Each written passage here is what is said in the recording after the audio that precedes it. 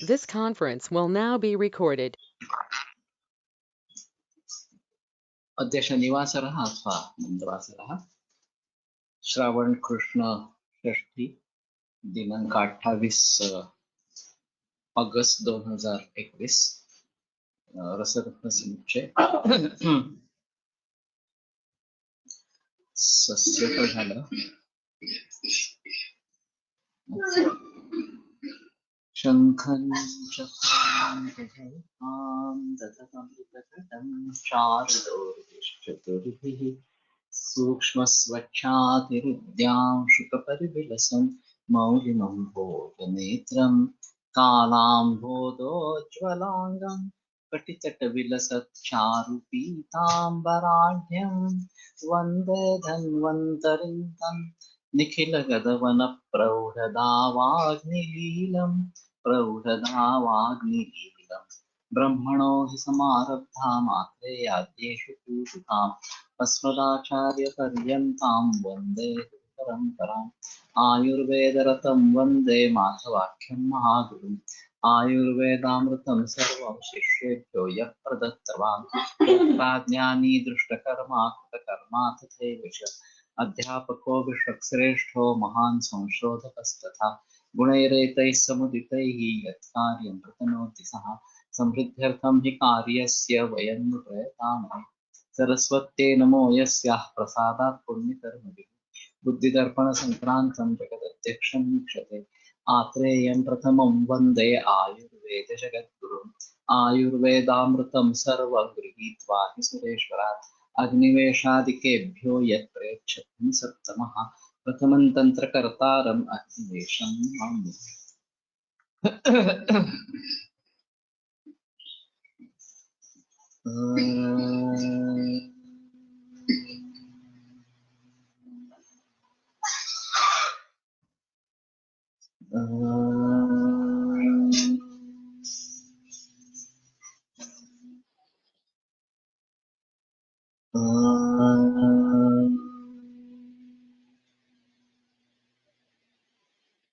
ओम शांति शांति शांति।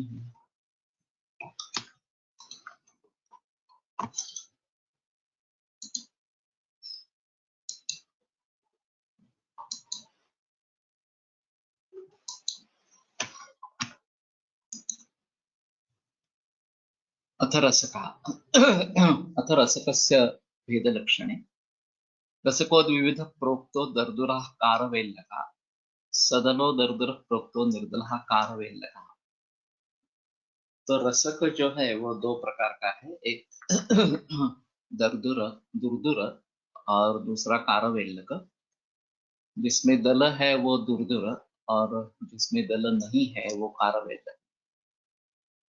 रसक का तो मुझे भी ज्यादा परिचय नहीं है, कहाँ प्रयोग किया जाता है इस प्रकार। चपलो रसकश्चेत् सत्वपाते शुभ पूर्व द्वितीय औषधादि। ये भी थोड़ा अजीब है कि सत्वपातन के लिए पहला शुभ है और औषधादि में दूसरा है। तो सत्व का औषध में प्रयोग होता है नहीं होता है ये अलग बात है। रसका सर्व मेहग्ना कफ पित्त विनाशनः।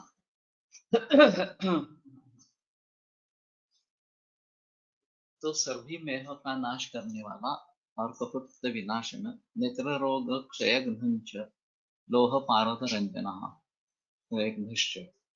नेत्र रोग और क्षय का नाश करने वाला लोह पारद रंजन इस प्रकार का है। नागार्जुनेन संदिष्टो रसश्च रसकौ उभौ श्रेष्ठौ मिश्र सिद्धरसौ ख्यातौ देहलहौ करौ परौ। तो रस और रसक ये दोनों श्रेष्ठ मिश्र रस इस सिद्ध रस है और देह लोह कर इस प्रकार के है, परम देह लोह कर इस प्रकार के है। रसक यानी कि कलखाप्री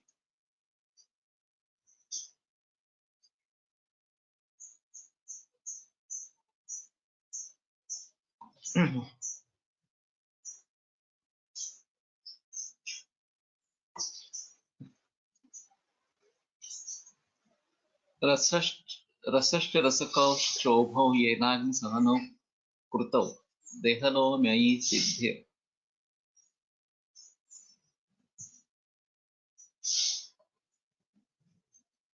दासो तस्य न संशयः।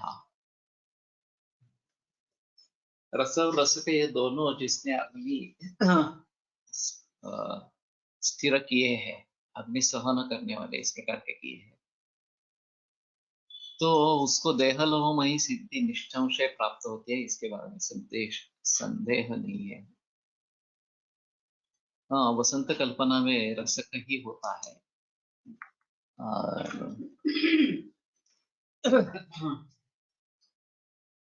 बाकी कहाँ इसका प्रयोग आया है थोड़ा देखना पड़ेगा, लेकिन मेहग्न और नेत्र रोग और क्षयघ्न बताया गया है। कटुकालाभ निर्यासः निर्यासे आलोड्य रसकम पचे शुद्ध दोष विनिर्मुक्तम पीत वर्णन च जायते। तो कटुकालाभ निर्यास थोड़ा अजीब है।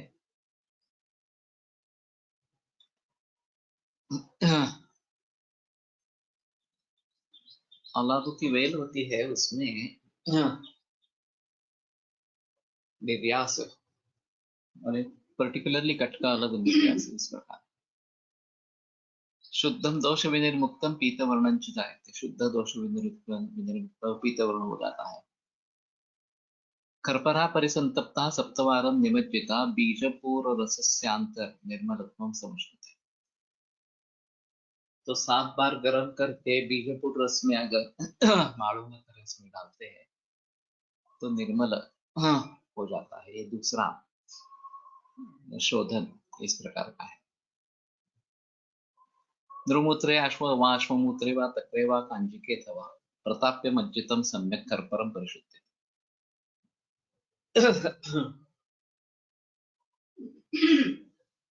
तो नृमूत्र का इस प्रकार के औषध निर्माण में मैं पहली बार देख रहा हूँ। और फिर प्रमेह में यह उपयोगी होता है। वाश्वमूत्रे वा तक्रे वा कांजिके वा। तो ये तो काफी आसान है। प्रताप्य मज्जितम सम्यक कर्परम परिशुद्धि। नरमूत्रे स्थितो मासम रसको रंजे ध्रुवम शुद्धताम्र रसतारम शुद्ध स्वर्ण प्रभम तथा।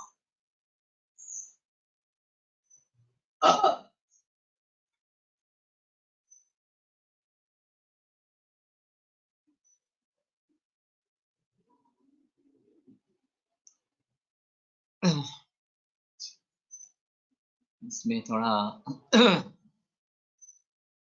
कर्ता कौन है?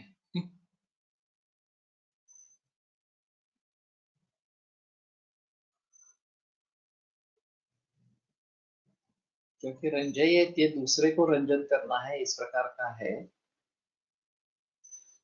तो नृमूत्र में अगर एक मास तक रस को रखा जाता है तो वो निश्चित रूप से रंजन करता है। पण सध्या वसंत कल्पात पुस्तक वापरत नाही।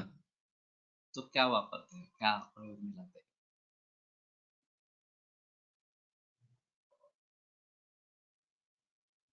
तो अगर पता हो तो बता देना। मंगेश, तुमने कुछ किया है लघुमान्य निवेदन ऐसा कुछ? शुद्ध ताम्र रसतारम शुद्ध स्वर्ण प्रभम तथा। हाँ, शुद्ध ताम्र रसतार।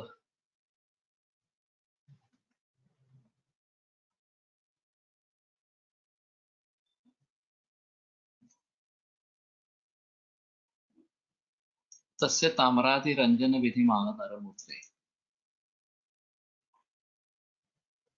यशद is used instead of रसक। तो यशद तो जिंक है। और अभी काफी विज्ञापन जिंक के बारे में आ रहे हैं। कि ये नियमित रूप से लेना आवश्यक है बच्चे के लिए, इस प्रकार से। और मैं जब सेकंड ईयर में था तो एक आयुर्वेदिक डॉक्टर का व्याख्यान हमारे यहाँ रखा था, और उसमें से इतना ही पता चला कि वो बी.ए. मेंडेस होकर जर्मनी में चला गया और वहां रिसर्च में लग गया। और उस समय बड़ी समस्या थी कि इंसुलिन स्टेबल नहीं हो रहा था, तो वो देने में उसकी दिक्कत आती थी। तो जर्मनी में पहला संशोधन हुआ कि जिंक इंसुलिन बनाया गया, और जिंक मिलाने से उसमें स्टेबिलिटी आ गई, और फिर अभी का जो इंसुलिन प्रचलन में है वो वहां से है। अब जशद भस्म के बारे में गुणी शास्त्री ने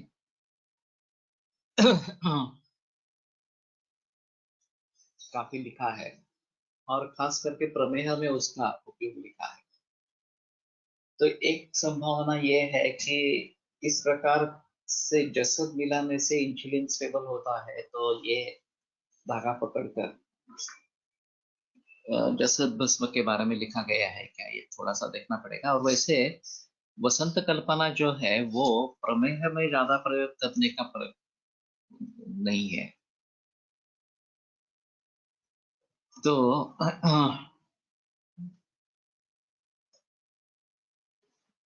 तस्य ताम्रादिरंजन विनिमा,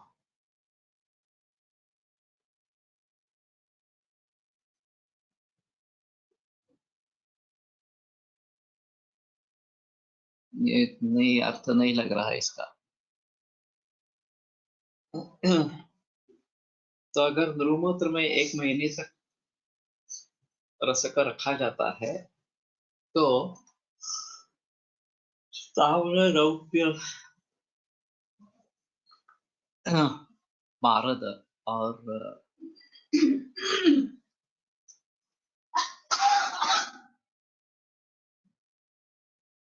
उसको सुवर्ण वर्ण बना देता है।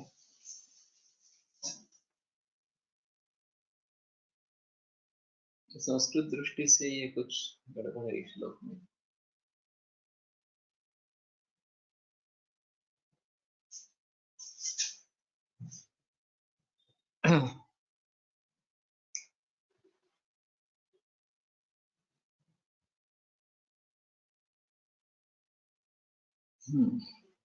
नहीं पता लगा हिंदी में भाषांतर क्या है, देखो एक बार।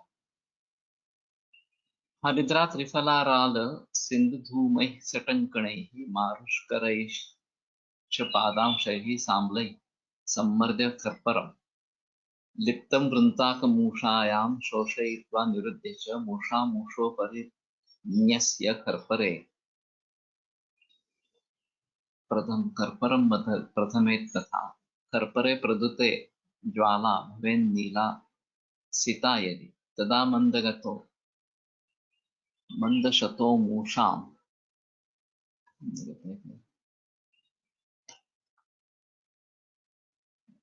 धृत्वा कृत्वा लग्तु अधोमुखीं शनैरास्फालयेद् धूमो यथा नालं न भज्यते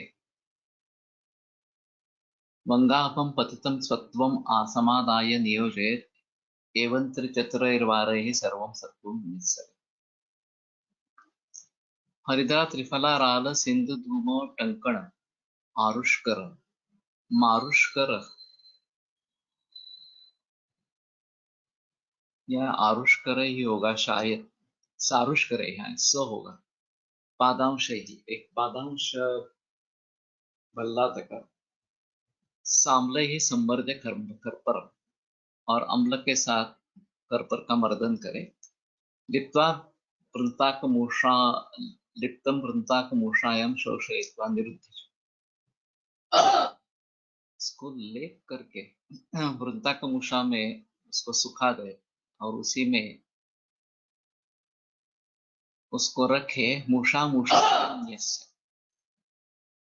तो दूसरी मूषा उस मूषा के ऊपर रखनी है।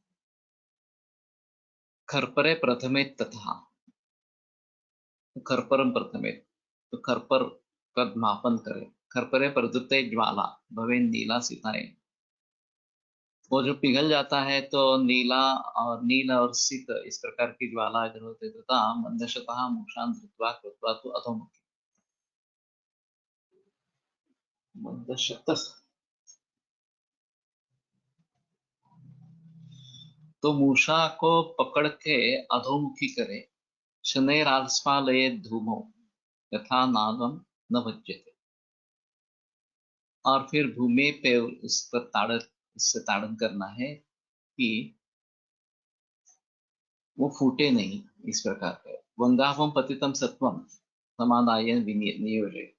और जो वंग जैसा सत्व उसमें से निकलता है वो उसका प्रयोग। एवं त्रिचित्रैर्वारैः सर्वं सत्वं विनश्यति। 3-4 बार करने से सभी सत्व निकल आता है।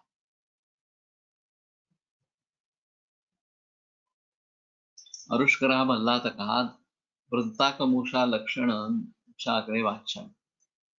शोधित खर्परा प्रत्येकं पादांशे हरिद्रादिभिः सह काञ्चिकाम्लेन सम्मृत्य वृन्ताकमूषोदरे लिप्त्वा आतपे संशोष्य निरुद्य मूषान्तरोपरि संस्थाप्य भस्राग्निना प्रथमेत्। खर्परे द्रवीभूते सति नीलवर्णानलशिखा यदि शुभ्रा भवेत् तदा सन्दंशेन मूषां गृहीत्वा अधोमुखीं कृत्वा नालदण्डं यथा न भज्यते तथा भूमौ मन्दं मन्दं ताडयेत्। एवं त्रिचतुरवारान् कुर्यात् इति उपदेशः। तो इसके ऊपर दूसरी मूषा रखनी है तो ये नील ज्वाला या फिर श्वेत ज्वाला, नील ज्वाला श्वेत होना, ये कैसे समझ में आएगा, ये थोड़ा संभ्रम है।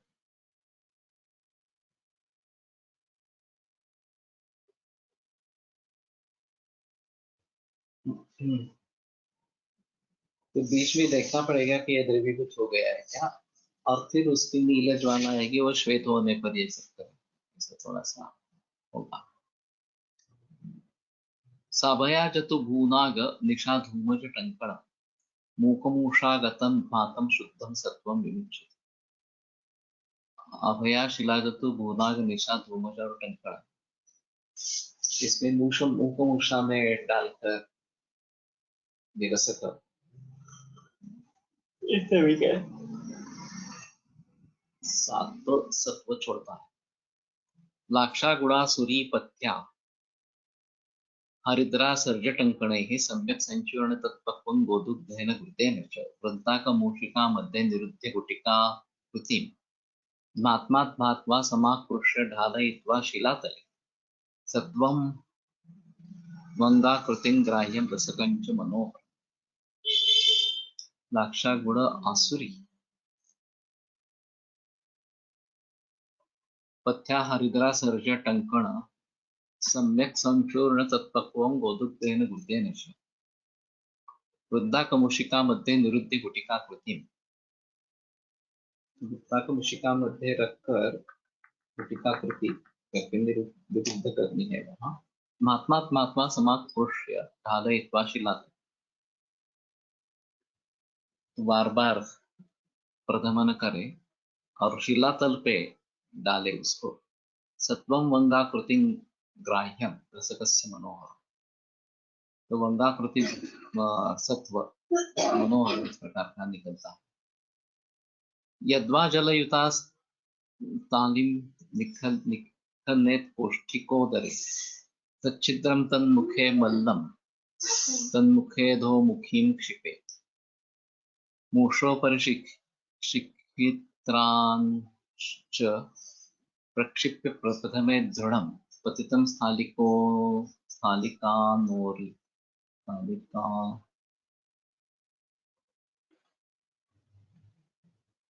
सत्वमादाय योजे। देखते हैं क्या है। निखनेत् स्थापयेत् इत्यर्थः पौष्टिका सत्वपातनार्थं चुल्ली ग्राही यंत्र विशेषः, चुल्ली प्रायो यंत्र विशेषः। मल्लः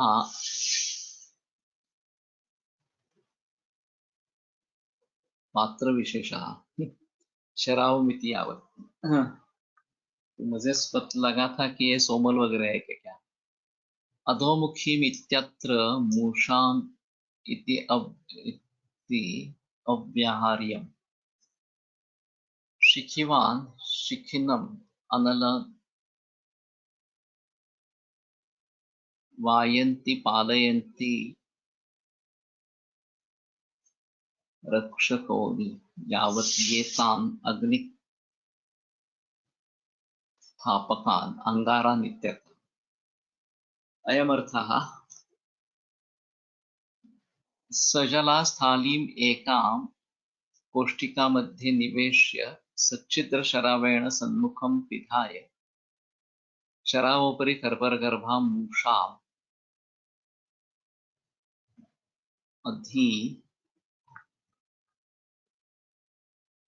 अधोमुखीं कृत्वा संस्थाप्य तदुपरि बदराङ्गारकाष्ठाङ्गारं दत्त्वा भस्रया धमेत्।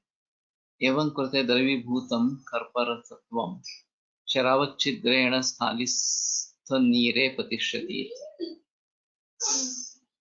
तो नीचे एक थाली रखनी है, उसमें पानी बाकी दूसरी थाली रखनी और फिर उसके ऊपर एक सच्छिद्र इस प्रकार की थाली रखनी है और उसके ऊपर अंगार रखने के लिए एक थाली रखनी है। इस प्रकार से पिक्चर हो तो ज्यादा अच्छा रहेगा।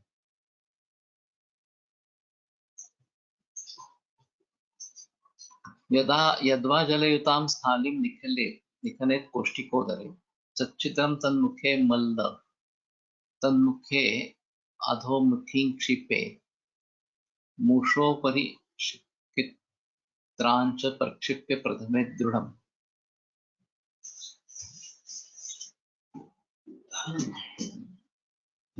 तो ऊपर वाले जो अंगार है निखारे, उसकी उष्णता से ये पिघल जाएगा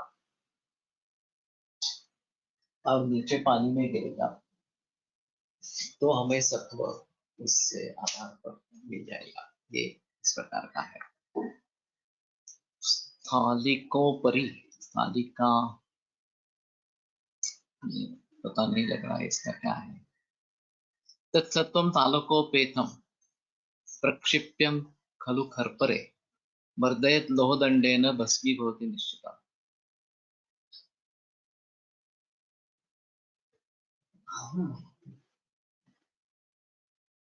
ये हरताल के साथ ये खरपर पर डाले और लोह दंडेन मर्दय, तो ये निश्चित रूप से भस्मीभूत होता है। तद्भस्मं मृतकांतेन समेन सह योजयेत् अष्टगुंजामितं चूर्णं त्रिफलाक्वाथ संयुतं कांतपात्र स्थितं रात्रौ तिलज प्रतिवापकम् निषेवितं निहन्त्याशु मधुमेहम् अपि ध्रुवम् पित्तं क्षयं च पाण्डुं च श्वयतं गुल्ममेव रक्तगुल्मं च नारीणां प्रदरं सोमरोगकम् योनिरोगान् अशेषांश्च विषमाच्च जरानक रजःशूलं च नारीणां कासं श्वासं हिद्मिकां तिरसका। तो फलश्रुति काफी वाइड है।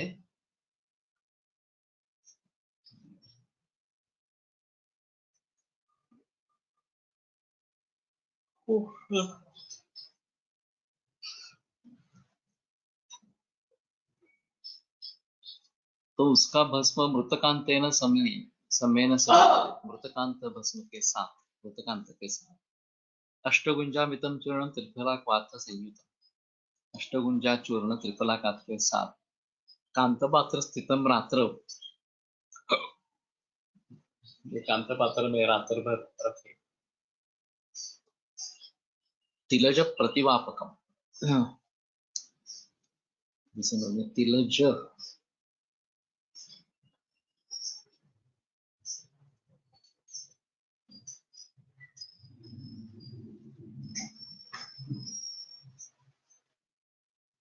खरपरे मृतपटा है।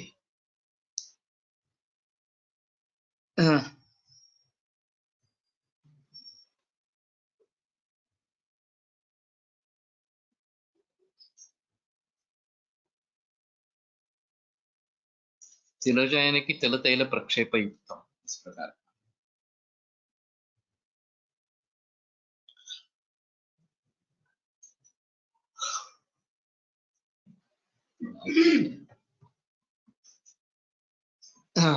पित्त क्षय पांडु श्वयतु गुल्म रक्त गुल्मंच नारीणाम प्रदरम सोमरोमकम रोगकम योनिरोगान अशेषांश विषमांच ज्वरान रजशूलंच नारीणाम आसन श्वासंच हित्विकाम। तो औरतों के सभी बीमारियों में प्रयोग में ला सकते हैं।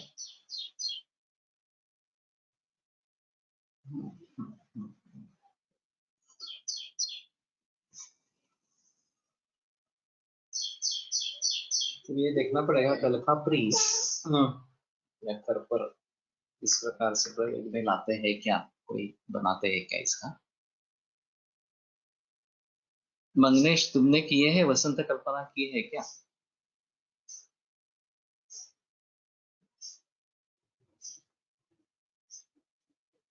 समाप्त अध्याय 2 अथ तृतीयोध्याय अथ उपरसाः साधारण रसा। गंधाश्मगैरी काशीस कांक्षी ताल शिलांजनम कंकुष्ठं चेत चिपरसाश्चाष्टव पारद कर्म। गंधाश्मगैरी काशीस कांक्षी ताल शिलांजन कंकुष्ठ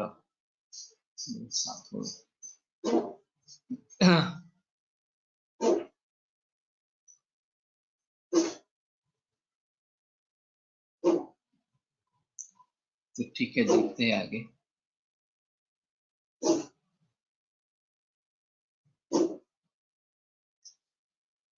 पार्वती उवाच गंधकस्य तो माहात्म्यम तद्गुह्यम वद मे प्रभु।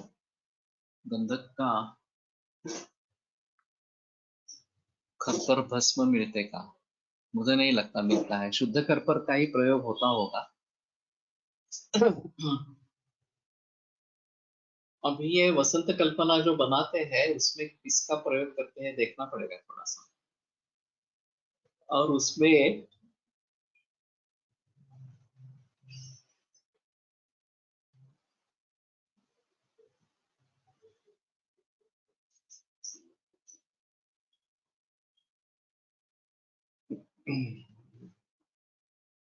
मीठी के बातें करेंगे। लघुमानंद ने वसंत केला है, तो उसमें क्या प्रयोग किया था, किसका प्रयोग किया था? मरीच तो है सभी में कॉमन, लेकिन कलखापरी जिसको बोलते हैं उसका प्रयोग किया था या फिर उसकी शुद्धि कैसी की थी? खरपर।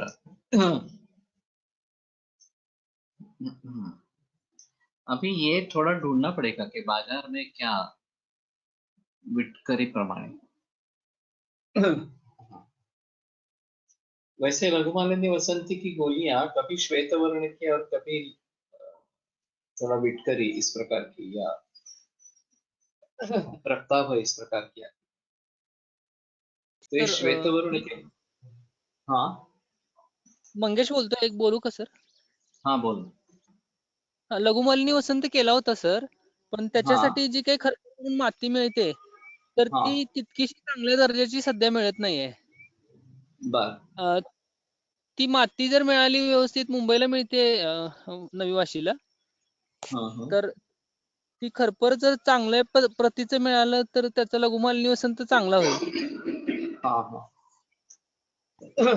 पण त्याची काय शुद्धी माती मिळते का खापराचे तुकडे वगैरे माती असे मिळतात?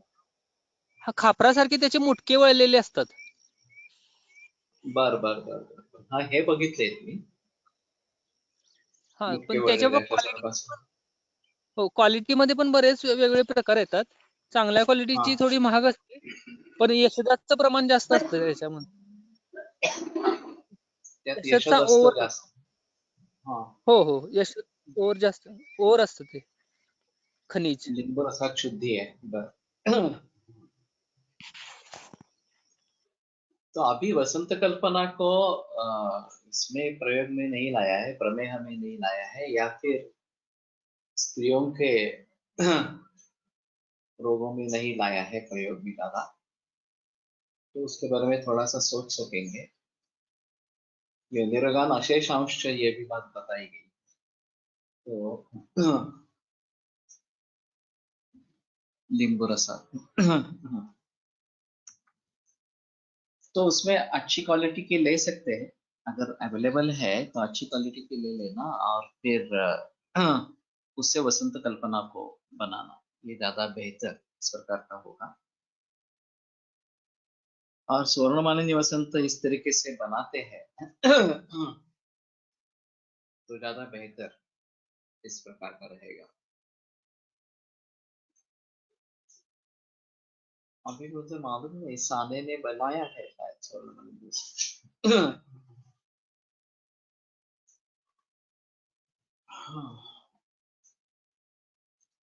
वहां पे सुवर्ण सिंदूर करना, और उसमें से सुवर्ण लेकर फिर उसको थोड़े फूट देना और स्वर्ण भस्म बनाना, ये एक तरीका है, थोड़ा सा शॉर्टकट है इसमें, क्योंकि वैसे भी सुवर्ण को फूट देते रहेंगे तो काफी लंबा हो जाता है। लेकिन सुवर्ण सिंदूर बनाएंगे तो सिंदूर मिल जाता है और तलस्थ सुवर्ण रहता है, तो उस सुवर्ण को फिर भावनाएं देकर 10 फुट दे देंगे तो उसका भस्म बन जाता है। तो ये थोड़ा आसान तरीका है और जल्दी बनने वाला। उसी प्रकार से रौप्य सिंदूर भी बनता है, उससे रौप्य भस्म भी बनता है, तो ये थोड़ा बेटर होगा। और उस सुवर्ण को लेकर अगर वसंत कुसुमाकर और सुवर्ण सुक्षेकर वगैरह इस प्रकार की दवाइयां बनाई जाती है, सुवर्ण मालिनी वसंत इस प्रकार की दवाइयां बनाई जाती है, तो बेहतर ऑप्शन इस प्रकार का है।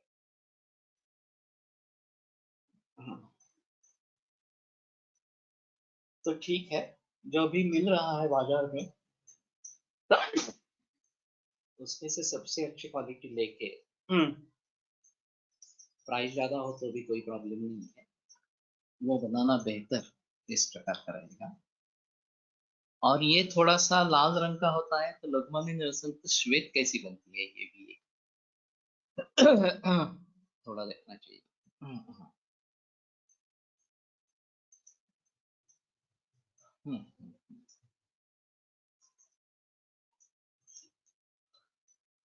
तो गंधक का जो महात्म्य है वो गुप्त है, वो मुझे पता है, पार्वती शंकर को कहते हैं। ईश्वर उवाच श्वेतद्वीपे पुरा देवी सर्वरत्न विभूषिते सर्वकाममये रम्ये तीरे क्षीरपयोनिधे विद्याधरीभिर्मुख्याभिरङ्गनाभिश्च योगिनां सिंहा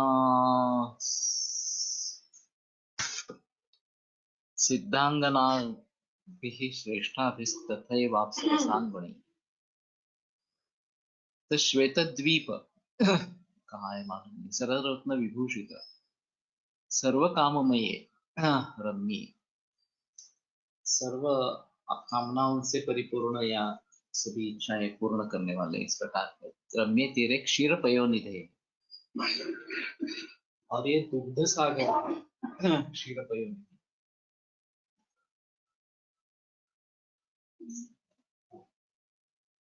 हाँ, विद्याधरीभिर्मुख्याभिः अंगनाभिश्च योगिना,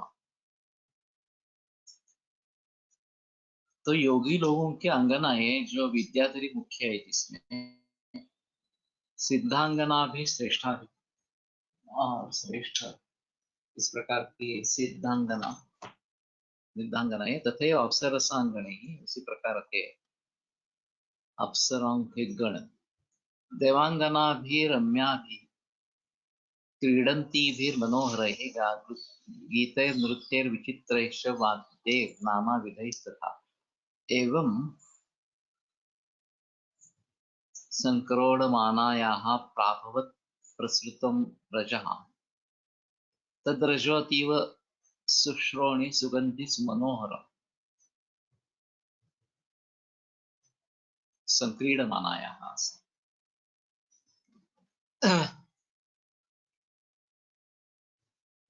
तो ये देवांगना रम्य इस प्रकार की क्रीडन्ति भी मनोहरैः गीतैः नृत्यैः विचित्रैश्च वाद्यैः नानाविध। गीत नृत्य और विचित्र नानाविध वाद्य एवं संक्रीडमानायाः इस प्रकार की क्रीड़ा जब चल रही थी प्राभवत प्रसृतम रजः, ते प्रसृत रज निर्माण हुआ। तद रजः अतीव सुश्रोणी सुगंधि मनोहर सुश्रोणी।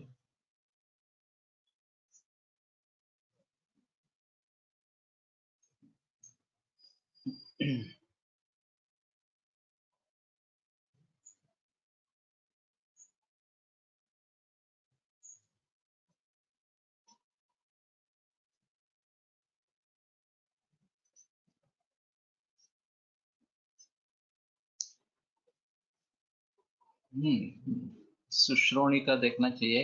सुगंधि और सुमनोहर इस प्रकार का रज था। रजश्चाति बाहुल्यात् वासस्ते रक्तताम ययौ। और इस रजक के अति बाहुल्य से तुम्हारा वस्त्र रक्त वर्ण हो गया। तत्र त्यक्त्वा तु तद्वस्त्रम सुस्नाता क्षीरसागर, तो वहीं पे वो वस्त्र छोड़ दिया और क्षीरसागर में अच्छी तरीके से स्नान किया। वृता देवांगिनी देवांगनाभिस्तम कैलासम पुनरागत, और देवांगनाओं से वृत इस प्रकार के सभी परिवृत होकर तुम पुनः कैलाश में आ गई। उर्मे भी तद्रजो वस्त्रम नीतम मध्य पयो निधे, तो जो उसमें बीची या तरंग आ रहे थे लाटा, वो रजो वस्त्र पयोनिधे मध्य नीतम दुग्ध सागर में वो लेके गए। एवं ते शोणितम भद्रे प्रविष्टम क्षीर सागर, इस प्रकार से तुम्हारा शोणित हे भद्रे क्षीर सागर में प्रविष्ट हुआ। क्षीराधिमथने चैतद अमृतेन सहोत्थितम्, और क्षीर सागर में मथन होने के कारण ये अमृतेन सह उत्थितम, अमृत के साथ वो उभर आया। निजगंधेन तान सर्वान हर्षेन सर्वदानवान, और अपने गंध से सर्व दानवों को उसने हर्षित। ततो देवगुणे ही उत्तम गंधकाख्यो भवत्वयम्, तो देवगुणों ने कहा कि ये गंधक हो जाएगा। रसस्य बंधनार्थाय जारणाय भवतु अलम्, रसस्य बंधन और जारण के लिए ये सक्षम इस प्रकार का होगा। ये गुणा पारदे प्रोक्ता ते चैवात्र भवन्ति, और पारद में जो गुण बताए गए हैं वो इसमें भी हो। इति देवगण प्रीत ही पुरा प्रोक्तम सुरेश्वर, इस प्रकार देवगणों ने जो प्रसन्न हुए थे, हे सुरेश्वरी जो बोला, तेनायम गंधको नाम विख्याता श्रुति मंडले, उससे ये गंधक नाम से पृथ्वी तट पर विख्यात हो गया।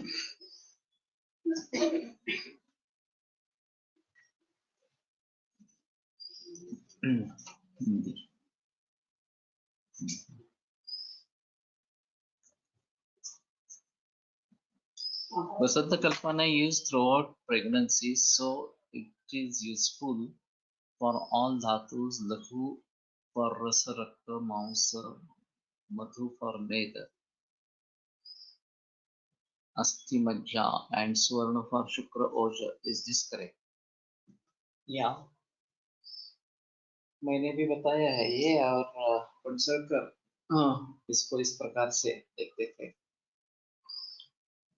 तो रसरक्त तक एक्चुअली ये मानते थे लघु मालिनी, और मांस में अस्थि मज्जा तक ये मधु मालिनी, और उसके आगे स्वर्ण मालिनी।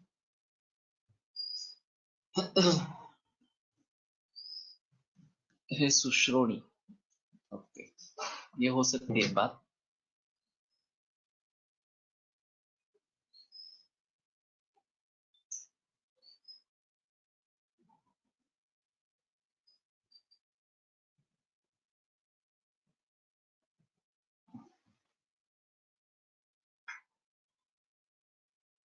अभी ये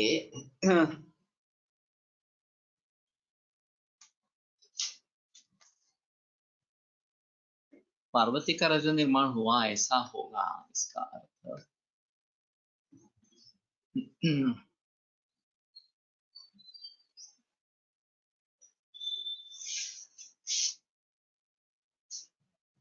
ये सब अप्सरसांगण देवांगनाभिरम्याभिः क्रीडन्तीभिः मनोहरैः गीतैर्नृत्यैर्विचित्रैश्च वाद्यैर्नानाविधैस्तथा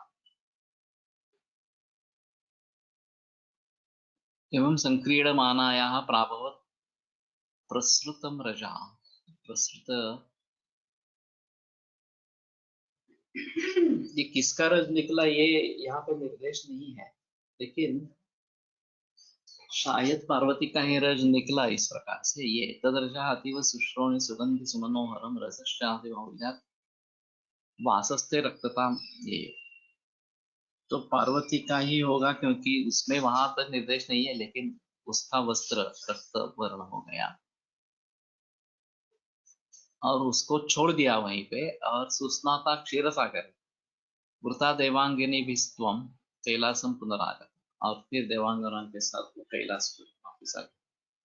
उर्मिभिस्तद रजो वस्त्रम नीतम मध्य पयोनिधे, और वो बीच में लेके गए दुग्ध सागर के। एवंते शोणितम भद्रे प्रविष्टम क्षीर सागर, और क्षीर सागर में प्रविष्ट हो गया। क्षीराब्धि मथने चैतद अमृतेन सहोति। अच्छा, तो जब ये देवदानवों के द्वारा क्षीराब्धि मंथन हुआ, क्षीर सागर का मंथन हुआ, तो वो अमृत के साथ ऊपर आया। निज गंधे न तान सर्वान हर्षयन सर्वदानवान, और अपने गंध से सभी दानवों को उसने हर्षण किया। क्योंकि दानव यहाँ कहाँ से आए मैं थोड़ा सोच रहा था, तो एक क्षीर मंथन, क्षीराब्धि मंथन, तो क्षीर समुद्र का मंथन किया गया था, और तो फिर उससे ये हुआ। And can this explain the use of rasaka in prameya where on धातुs are involved? हो सकेगा ऐसा।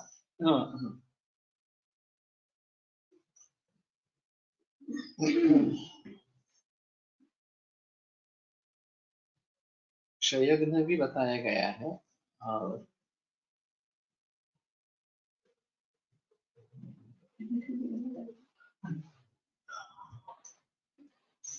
ततो देवगणे रुक्तम न गंधकाको भवत्य भवत्वयम्। तो देवगणों ने कहा कि इसको गंधक नाम मिल जाएगा। रसस्य बंधनार्थाय जारणाय भवत्वयम्, और रसस्य बंधन और जारण के लिए ये श्रेष्ठ, ये समर्थ रहेगा।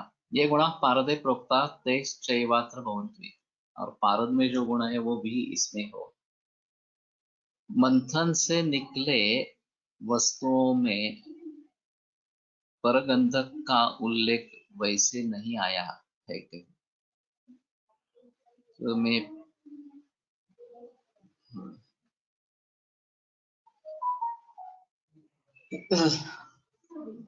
वो अभी तो ये मैंने मूल श्लोक देखे नहीं है।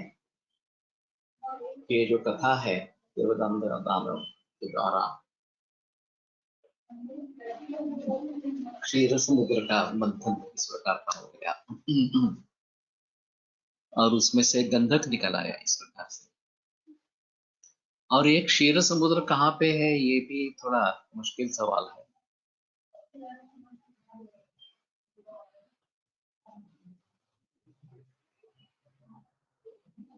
टीका देखते हैं। प्रसृतम इत्यत्र प्राकृतम इति पाठे प्राकृतम स्वभाव सिद्धम प्राप्त काल ज्यादा अच्छा। प्रसृतम आर्तवाशयान निर्गतम फलद्वय परिमाणम वा। हाँ, तो दो फल प्रसृत का फल है, लेकिन प्राकृतम ज्यादा अच्छा है। प्राकृतम इति पाठे गंधका इति संज्ञायां हेतुमाह निजयति तान् सर्वान् इत्यत्र देवान् इति शेषः यतोऽयं द्विज प्रशस्तगन्धेन देवादीन् अहर्षयत् तत् अतः गन्धक इत्याख्या प्राप्तवान्।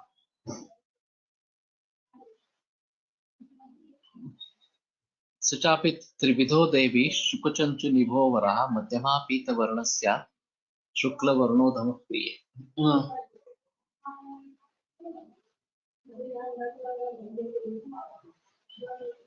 तो शुकचंचु निभ इस प्रकार का है पोपी वर्ण का, वो श्रेष्ठ है। पीत वर्ण जो है वो मध्यम है और शुक्ल वर्ण अधम इस प्रकार का बताया गया। चतुर्धा गंधको ज्ञेयो वर्णै श्वेतादिभिः खरु श्वेतोत्र खटिका प्रोक्त लेपने लोहमारणे तथा चामल सार स्यात् यो भवेत् पीतवर्णवान् शुकपिच्छस एव स्यात् श्रेष्ठो रसरसायन रक्तश्च शुकतुण्डाख्यो धातुवादविधो वरः दुर्लभः कृष्णवर्णश्च सजरा मृत्युनाशनः।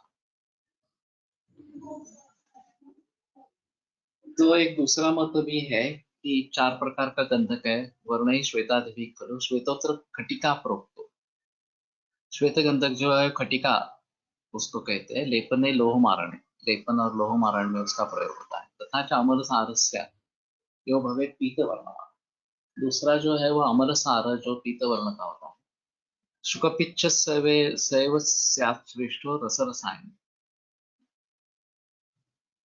तो शुक के पिच्छ के सदृश वर्ण वो श्रेष्ठ रस रसायन में है। रक्तश्च शुकतुंडाख्यो धातुवाद विधो, और शुकतुंडाख्य जो रक्त वर्ण होता है धातुवाद विध में श्रेष्ठ इस प्रकार का है। दुर्लभ कृष्ण वर्णश्च सजरा मृत्युनाशन, कृष्ण वर्ण जो है वो दुर्लभ है और जरा मृत्युनाशन है। गंधके प्रामुख्याने ज्वालामुखी जवळ सापडते, लाव्हा रक्तवर्णी असतो, त्यातील गंधकाचे प्रमाण जास्त असल्यास त्यानुसार रंग येतो। ज्वालामुखी समुद्रात आढळतात, त्याचा स्फोट होताना समुद्र ढवळला जातो असे वर्णन असावे। ये सही है कि ज्वालामुखी या भी जो उष्ण जल के कुंड होते हैं कहीं कहीं, तो उसमें गंधक का प्रमाण बहुत ज्यादा होता है, पानी गर्म रहता है। और वैसे बद्रीनाथ के मंदिर के बिल्कुल सामने एक इस प्रकार का कुंड है और कंटिन्यूअस उबलता हुआ पानी आता रहता है, तो उसमें गंधक ज्यादा है, ये बात सही है। और इस प्रकार के वोल्केनो पूरे विश्व भर में कई जगह पे है। मैं न्यूजीलैंड में गया था, वहां भी एक पर्टिकुलर एरिया है और बहुत सारे इस प्रकार के कुंड है। कुंड नहीं कहेंगे, लावा रस ही निकलता रहता है, उबलता रहता है इस प्रकार से।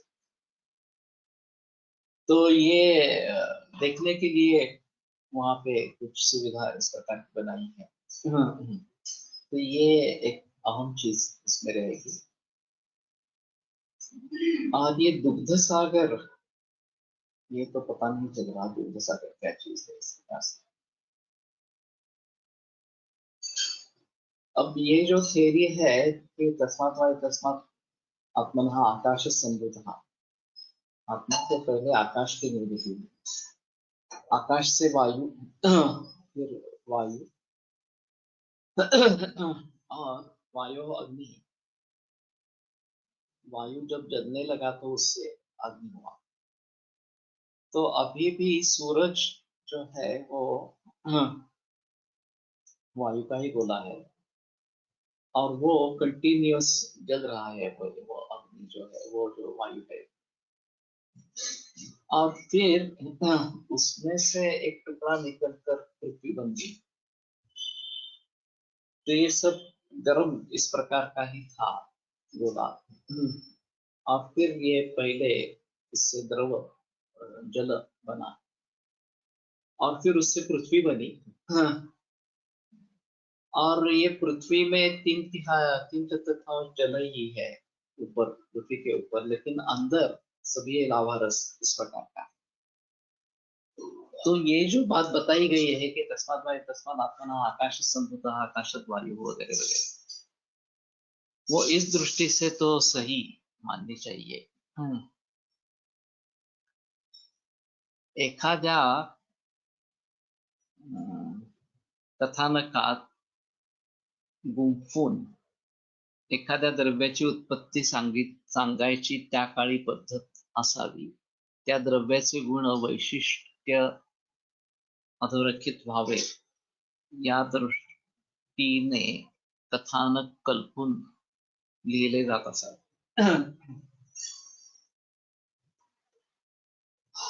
अर्थवाद नाम की एक प्रक्रिया है, मीमांसा में इसके बारे में ज्यादा जिक्र की गई है, और बढ़ा चढ़ाकर गुणधर्मों को बताना ये अर्थवाद का स्वरूप है. तो लोगों को उसमें दिलचस्पी निर्माण हो जाती है और उसका उपयोग बढ़ने लगता है. और इस प्रकार से बढ़ा चढ़ाकर बातें करना ये आज भी प्रचलन में है. सोयाबीन के बारे में जैसे किया गया कि बढ़ा चढ़ाकर बात करके उसका सेल बढ़ाया गया और उसके लिए बाकी सब बेकार है, बाकी सब द्रव्य जो है वो हानिकारक है, इस प्रकार का प्रचार प्रसार किया गया. और सोयाबीन कैसा अच्छा है, इस प्रकार का प्रचार प्रसार. तो अभी माइथोलॉजी के स्वरूप में अगर इस प्रकार से कुछ बता देते तो लोग उसको भी मान जाते, ये भी एक बात होती. सत्य क्या है ये जानना बहुत मुश्किल इस प्रकार का है. और अगर पौराणिक कथा को लेकर चलते हैं तो ये देव और दानव ने इकट्ठा आकर एक क्षीर समुद्र का मंथन किया. उसमें से 14 रत्न निकले. पहले हलाल निकला और फिर बाद में 14 रत्न निकले. ये जो बात बताई जाती है इस प्रकार से, उसमें सत्यता क्या है, ये क्या है, ये बताना काफी मुश्किल इस प्रकार का होगा. तो लोगों के समझ में आए, लोगों को अच्छा लगे, इस प्रकार से करने के लिए ये हो सकता है. और इसको अर्थवाद इस प्रकार से कह सकेंगे. लेकिन इसमें सत्यता बिल्कुल ही नहीं होगी ये भी बताना मुश्किल है. हमारा वो प्रांत ही नहीं है कि इसके बारे में सोचना, और हमारा अधिकार नहीं है इसके बारे में सोचने के लिए. तो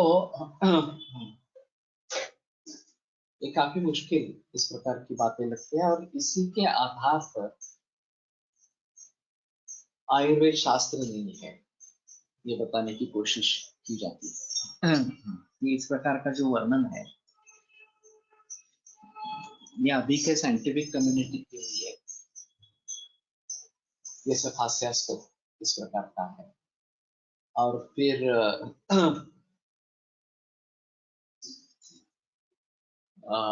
आयुर्वेद ही अशास्त्रीय है इस प्रकार से वो कहेंगे. तो उसका समाधान कैसे करें ये एक अलग बात इस प्रकार की रहेगी. और यादृशी भावना ऐसे सिद्धिर्भवति तादृशी, ये भी बात. मंत्रे तीर्थे द्वितीय देवे दैवज्ञ भेषजे गुरु, इन सभी के गंधकाचा गंध आर्तवप्रमाणे असा असानंद दत्तात्रय आनंद कुंकुण्याच्या पुस्तकात दिले. तर कोणाचा अनुभव आहे का, ये स्त्रियां ही बता सकती है. फणसळकर का मैंने अनुभव बताया था. कपिकच्छु का गंध बिल्कुल शुक्र जैसा आता है. जो वो सेम पौधे पर होती है. तो फणसळकर और कोलटकर सर कहीं पे दूसरे गांव गए थे. सुबह टहलने के लिए बाहर निकले तो एक कपिकच्छु सामने दिख गई. तो फणसळकर ने उसका गंध सूंघा और फिर कोलटकर सर ने कहा देखो इसका गंध सूंघो इस प्रकार से. और वो बिल्कुल शुक्र गंध जैसा इस प्रकार का था. तो कपिकच्छु भृशम ऋष्या ये जो बात बताई गई है वो क्यों है उसके बारे में थोड़ा सोच सकते हैं इसके आधार पर. तो उसी प्रकार से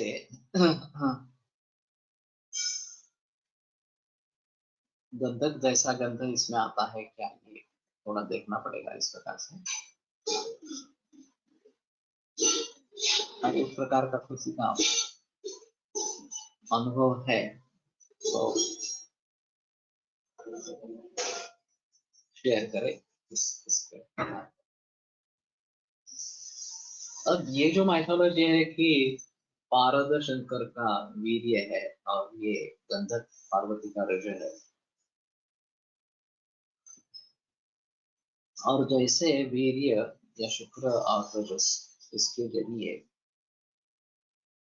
संतानोत्पत्ति होती है, इस प्रकार से ये संतान निर्माण करते हैं, इस प्रकार का एक रहेगा। और अभ्रक पार्वती का शुक्र है, ये भी किसमें आम होता है इस प्रकार का।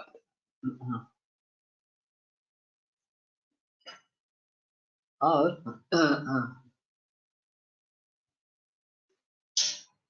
शिव पार्वती ये ईश्वर की संकल्पना क्या है, ये भी एक अहम मुद्दा रहेगा। योग शास्त्र में ईश्वर प्रणिधानाद्वा एक विकल्प दिया है, और तत्र निरतिशय सार्वज्ञ बीजम इस प्रकार की बातें कही गई है। तो इन सभी के बारे में थोड़ा सोचना पडेगा। बदामाच्या खेरीचा गंधही शुक्राप्रमाणे असतो आणि विवाहपूर्व अशी घेण्याची पद्धती आहे. ओके. तो ये मुझे भी मालूम नहीं था। बादाम का शीरा बनाते हैं, ये मैंने काफी लोगों से सुना है, और सिर्फ बादाम का ही होता है, बाकी उसमें रवा वगैरह कुछ नहीं डालते। तो उसमें भी इस प्रकार का गंध आता है क्या, थोड़ा देखना चाहिए। तो ठीक है, थोड़ा बहस करेंगे। सल्फा कैप्सूल गवर्नमेंट सप्लाई में जो पीएचसी में आती है वो उसका गंध होता था आर्तव की तरह, इंटर्नशिप में देखा था। ओके।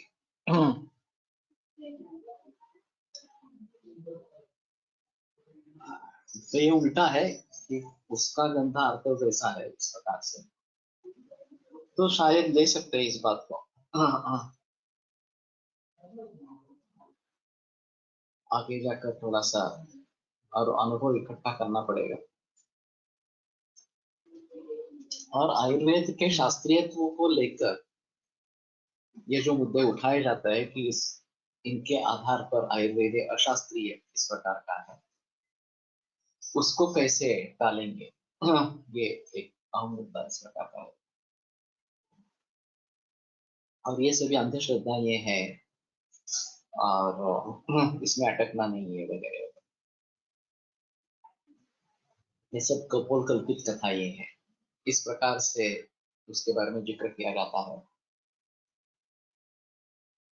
लेकिन उसमें से अगर सार भाग को ग्रहण करेंगे कि इसका कहाँ कैसे उपयोग करना है, ये वो समझेंगे तो शायद अच्छा इस प्रकार का हो। तो ठीक है, आज यही रुकते हैं और सोमवार को शरत से आगे। आयुर्वेद प्रकांडो निगदित इह शरीरतंत्र प्रधानः शिष्येभ्यः शाश्वतोऽयं किल जनकृपा व्याप्तचित्तेन येन आयुर्वेदस्य वाञ्छन् पुनरपि भुवने ताञ्च सुष्ठु प्रतिष्ठां श्रेष्ठं धन्वन्तरिं तं प्रणमति च सदा वैद्यवर्गो नूनम् वैद्यवर्गो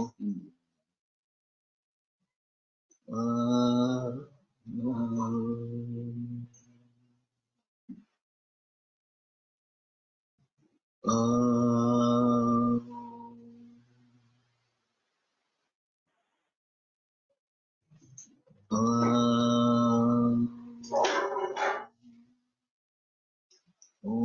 शांति शांति शांति.